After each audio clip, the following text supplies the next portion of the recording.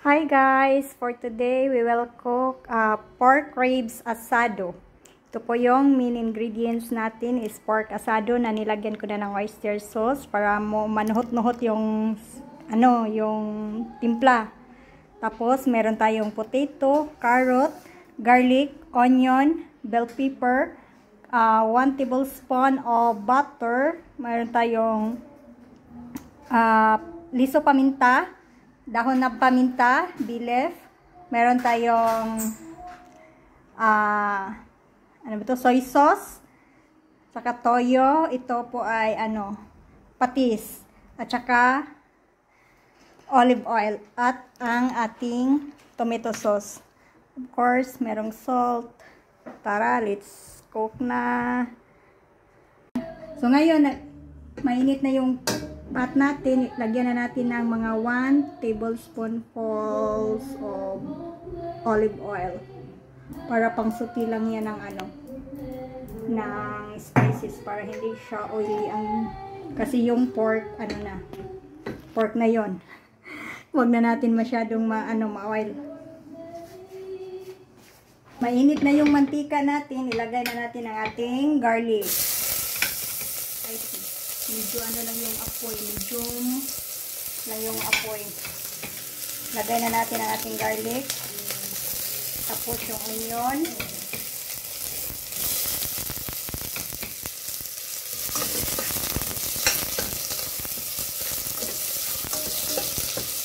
Haluin lang yung onion at saka garlic. Tapos yung butter. Lagay ko na yung butter.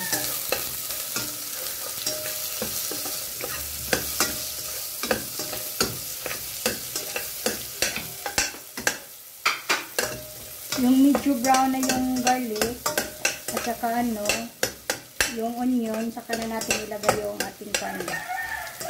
Pag truly-suited na yung spices.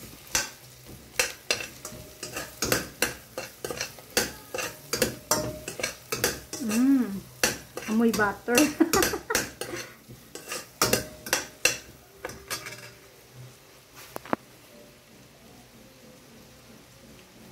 Tapos, ito, ilagay na natin ang ating pork. Kasi na yung garlic at saka onion natin. Brown na yung, grayish na yung natin. Ilagay natin ating pork ribs. Ilagay natin. Mix.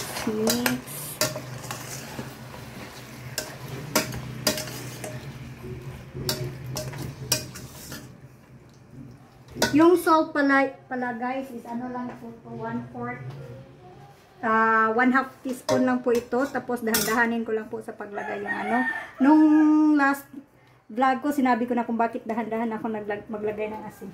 So ngayon dahan-dahanin ko paglagay ng asin. Tapos mix ko ulit. Takpan ko ito ng mga 5 minuto. So, ngayon po, tignan natin ang ating, after 5 minutes, tignan natin ang ating pork ribs. At ito na siya. Gray na. At lumalabas na yung niya, yung juice niya. Yan. Nag-reduce na yung niya. Juice niya. Ilagay natin ang ating carrot at saka patatas. Yung potato at saka carrot ilagay na natin. Ang rason kung bakit ko ito ilagay, isama ko sa pagpapalambot ng karne. Kasi yung mga kasamahan ko kumakain ito, ayaw nila ng kumakain ng potato at saka carrot. Kaya para mapakain ko sila, nila yung health benefits ng carrots, ko sa pagpapalambot ng karne. Isama ko sa pagpalambot ng karne. At ilagay ko na rin yung liso paminta at saka dahon paminta.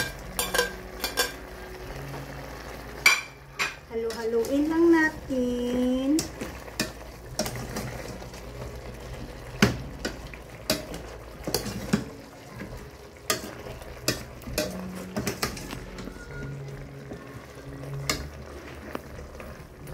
Lagyan natin ulit ng kunting asin. Kunting salt. At saka 1 teaspoon na soy sauce or patis. 1 teaspoon na patis. Mga 1 teaspoon na patis sauce. Yan. Ano natin pang, ano lang yan pang add sa flavor.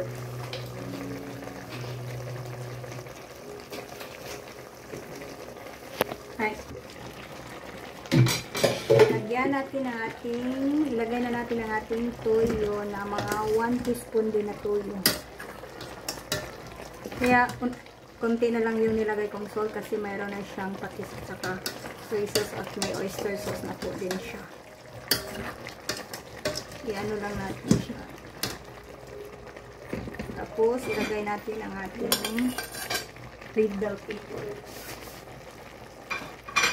Tapos, yung ating isang sachet na 90 grams na tomato sauce.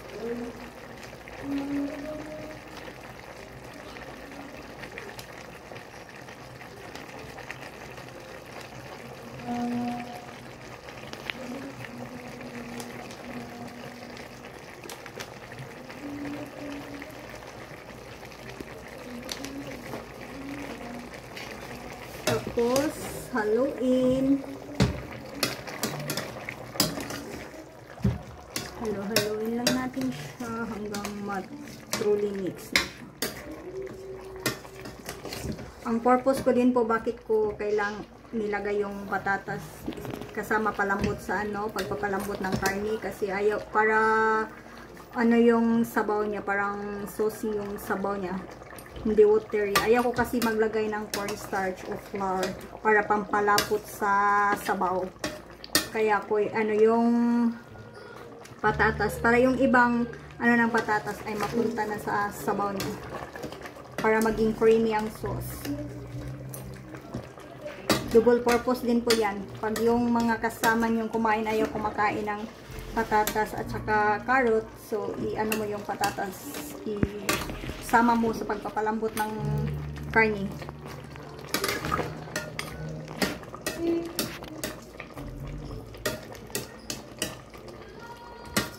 Tapos, lagyan ko ng 1 cup of water. Parang kulang pa ata yung water. Dagdagan ko ng half cup.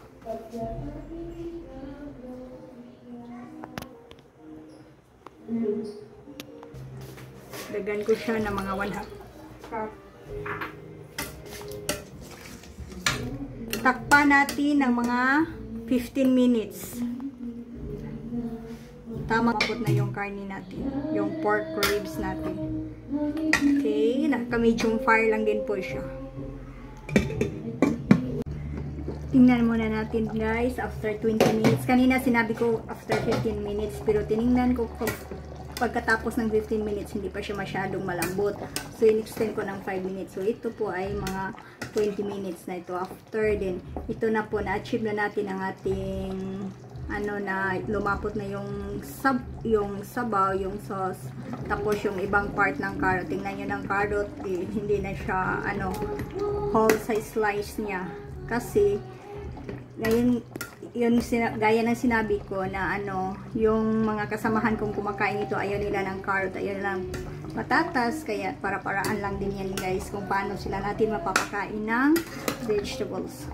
Kaya yun yun ang carrot din. Ay, yung patatas ganito na siya, yung carrot ganito na siya. Nasa sabaw na rin yun, hindi na nila mapapansin yun. Tapos yung natin, yung sabaw natin, malapot na siya. Hindi ko siya nilagyan ng cornstarch or flour. Yun lang ang pampalapot ko. Minsan, nilagyan ko ito ng pork and beans, pampalapot ko. Pero wala tayo ngayong available ng pork and beans. Kaya yun na lang, yung patatas at saka carrot ginawa ko pampalapot na. Achieve na natin ang ating gustong mangyari. Tapos yung pork, malambot na rin. Yan. Malambot na rin yung pork. At tikman muna natin kung tama na ba yung timpla.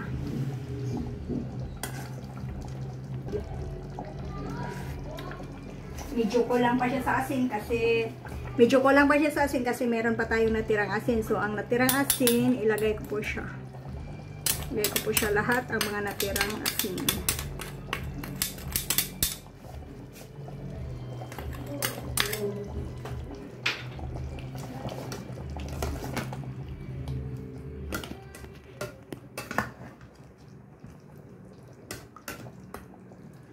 Pakuluan ulit natin ng mga 3 minuto. Pagkatapos, yun na, i-off na natin ang fire. Takpan natin after 3 minutes na para pang papareduce ng sabaw niya, ng sauce niya.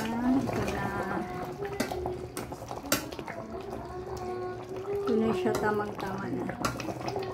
Na-reduce na yung sauce niya. Yung mga kasamahan ko kasi gusto din nila yung medyo masabaw. Kaya yan. Tapos lagyan na natin ng ground pepper, seasoning ground pepper. Ano kasi ako, mahilig ako sa spices. Kaya yun. Ito na.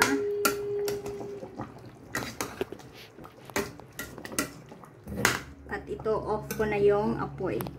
Taran! Ito na ang ating pork ribs asado. Ayan.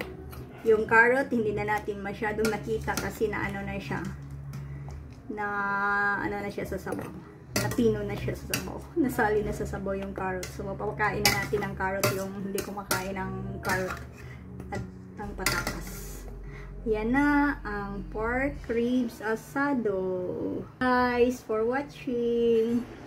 Sana po hindi pa naka-subscribe at hindi hindi pa followed ng IG Reels ko, please subscribe and hit the notifications below so that ma-update kayo pag lagi akong may ina-upload. Tapos yung sa IG Reels ko po, Queen Jelly Isidro po, please paki-follow po yun. Thank you!